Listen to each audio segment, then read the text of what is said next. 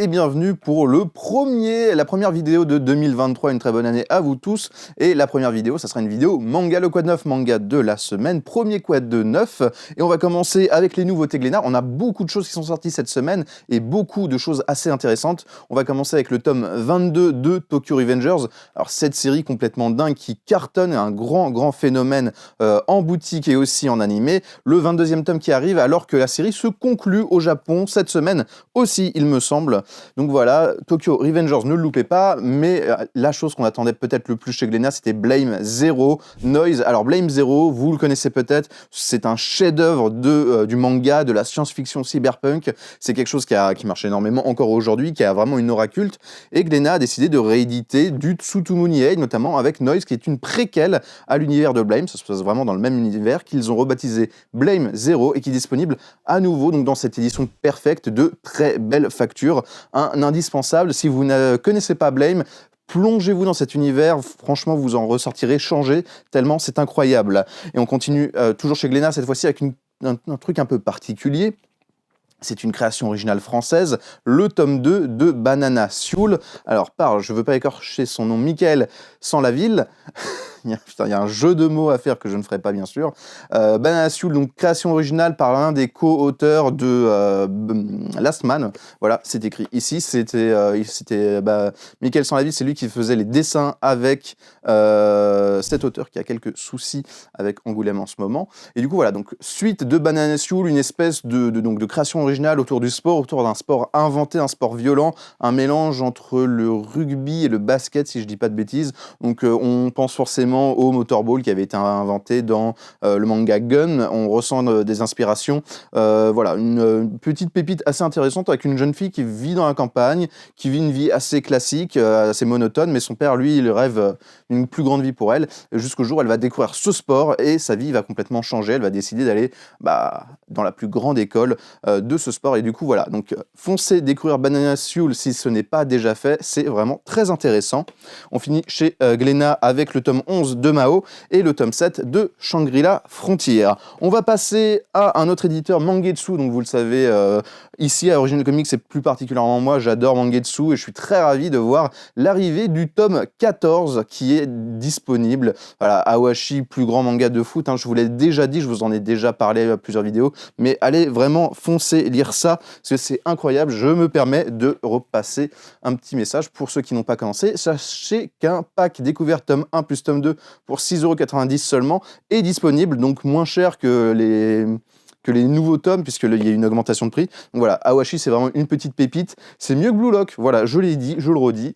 Et on continue avec le tome 4 de Rooster Fighter. Rooster Fighter, une jolie surprise en termes de vente et aussi en termes de lecture. Un manga très con, mais très bien dessiné, bien écrit, très drôle, avec ce coq qui va aller affronter des Kiju. Donc c'est gros, l'adaptation des kaiju, ces gros monstres japonais, et qui en fait, on va voir qu'il y a un coq surpuissant qui maîtrise des techniques dignes du plus grand Hokuto no Ken. Donc voilà, une magnifique série qui vraiment est tellement conne que ça ne peut être que génial. Tome 4 en édition limitée, parce que vous le savez, les premiers tirages de Rooster Fighter, comme pour d'autres mangas, sont des éditions first print, des éditions avec une jaquette un peu brillante différente. Du coup voilà, si vous voulez avoir l'édition limitée, il faut le prendre maintenant. On continue avec le sport et Deep Free, cette fois-ci c'est le basket qui est à l'honneur, donc un manga très intéressant sur un jeune métis qui pratique du coup le basket au Japon, qui a un très bon niveau, mais qui va souffrir d'une maladie, le yips, qui est une maladie... qui n'est pas une maladie physique, une maladie plus mentale qui va lui créer des blocages, qui va l'empêcher de jouer correctement à son plus haut niveau, et du coup il va devoir repenser toute sa vie et tout son parcours, sa carrière qu'il prévoyait déjà dans la NBA pour pouvoir jouer avec ce problème et essayer de le surmonter. C'est un manga qui est très fort, qui parle vraiment de choses très intéressantes, donc la maladie du Hips qui n'est pas forcément le truc le plus abordé dans les mangas de sport. En plus ici on va rajouter à ça le racisme inhérent au Japon, étant donné que là on suit un métis. Et du coup, voilà, c'est vraiment une série qui est folle. On en a repris beaucoup parce que ça avait bien démarré pour les 2 premiers tomes. Et on espère que vous continuerez à poursuivre cette série. En tout cas, nous, on la lit avec vraiment beaucoup de passion. Et on finit chez Mangetsu avec The Ice Guy and the Cool Girl qui arrive bientôt en animé. Une rom-com. Alors moi, je le rapproche beaucoup à Otaku otaku parce qu'il y a cette ambiance vraiment de rom-com, mais avec deux gens qui travaillent au même endroit dans des bureaux japonais, voilà. Très sympathique, avec une dimension un peu fantastique, ce personnage masculin qui est un des héritiers alors je ne sais plus comment ça s'appelle, le démon, l'esprit de la neige, quelque chose comme ça. Qui fait qu'il a certaines powers, quand il ressent certaines émotions, il peut se glacer, créer des tempêtes de neige, il va tomber amoureux de cette collègue, et il y a une relation qui va se créer.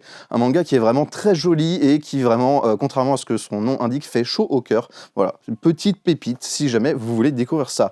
On continue chez Pika Édition avec le tome 11 de Twilight Bound Hanako-kun, qui marche très bien en manga et qui a cartonné aussi en animé. Sachez que pour ce tome 11, vous avez aussi une édition collector qui inclut un petit album illustré avec une histoire inédite et des dessins inédits, voilà, un petit livre en format italien, donc en longueur, voilà. Si jamais vous êtes fan de cette série, n'hésitez pas à prendre le collector et à découvrir, voilà, Twilight Bound Hanako-kun, en sachant qu'il y a aussi un coffret pour découvrir les 3 premiers tomes, donc voilà, qui dit mieux. On continue avec Le Roi Démon et moi et nos 10 enfants, tome 5, Criminel Fiançailles, tome 5 aussi, Stranger Case, tome 16, Let's Kiss in Secret Tomorrow, un petit shoujo, tome 3, et Komi cherche ses mots, tome 5.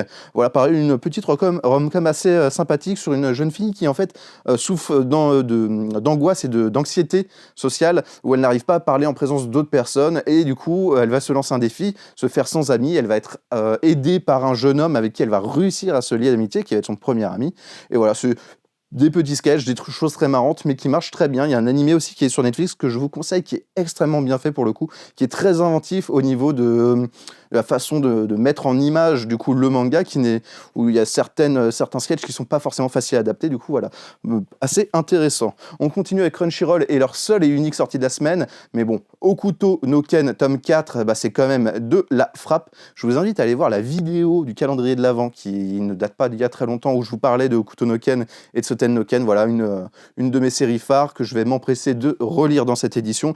Correcte, moins bien que l'Ultimate, mais quand même, si vous n'avez pas lu Okuto no Ken, foncez et lisez ça. C'est le meilleur shonen qui existe au monde, avec Dragon Quest The Adventure of Dai. Chez Delcourt Tonkam, on enchaîne avec, alors, j'ai pas pris le nom, Chill Skill Level Up, tome 1, une nouvelle série, un isekai qui se déroule dans un monde, un jeune homme qui est un peu bully et qui va se passer une porte et se retrouver dans un monde où la magie existe. Un isekai, bon voilà, que je vais pas vous mentir, ça a l'air assez redondant. Si vous aimez le genre des isekai, ça vous plaira sûrement. La petite particularité de celui-là, c'est qu'on a l'air d'être dans un monde assez sombre, assez brutal, et donc ça peut peut-être faire le charme de cet isekai parmi cette ribambelle d'isekai qu'on a. On continue avec Ayakashi Triangle, tome 5, Infection, si c'est bien ça, Infection, tome 17, Hero Skill, achat en ligne, tome, alors c'est le 8 cette fois-ci, Réincarné dans un autre monde, tome 7, Fantasy Lazy Life, tome 12. On passe vite fait faire un tour chez Moonlight Manga avec Nomo comme des bulles, le tome 2 sur 3, donc avant-dernier tome. Et on va finir avec Nobi Nobi, le tome 3 de À quoi tu joues Ayumu, pareil, une rom-com assez sympathique autour du jeu de Go, si je ne dis pas de bêtises. Il me semble que c'est du Go, oui. Voilà, vous me direz en commentaire si jamais je me trompe. Voilà, petite série jolie et sympathique. Une nouvelle série avec les 2 premiers tomes, By the Grace of the God. Voilà, à nouveau un isekai, et c'est vraiment le genre fleuve depuis maintenant quelques années. Pareil, alors un isekai dans un monde magique où les slimes existent. On peut rapprocher ça de Quand je me suis incarné en slime, mais cette fois-ci c'est un humain qui se retrouve dans ce monde et qui va décider en fait de vivre un peu comme un ermite pour pouvoir observer et comment ça s'appelle. Et alors je relis vite fait, qui observe et consacre sa vie à l'étude des slimes. Voilà, des petites créatures rondes, dévorant tout ce qu'elles trouvent. Voilà, quelque chose d'assez mignon et sympathique aussi. Et on finit la dernière sortie de cette semaine, c'est Stellar Witch Lips, tome 2, toujours, voilà, du shoujo chez Nobi Nobi. Donc plein de choses comme vous l'avez vu, énormément de petites pépites disséminées à droite à gauche. On retiendra surtout Blame, tome 0, chef-d'œuvre, comme je vous l'ai dit, du manga de science-fiction cyberpunk.